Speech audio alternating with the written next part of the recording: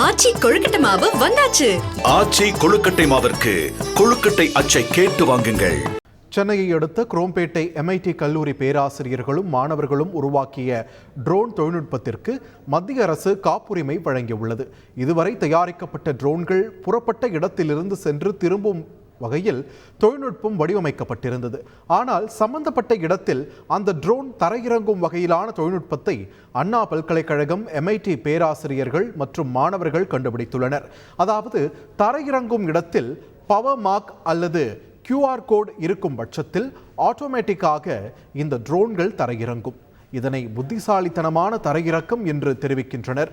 இதற்கான காப்புரிமை கோரி மத்திய அரசிடம் கடந்த 2018ஆம் ஆண்டு அண்ணா பல்கலைக்கழக MIT பேராசிரியர்கள் மாணவர்கள் குழுவினர் விண்ணப்பித்தனர்.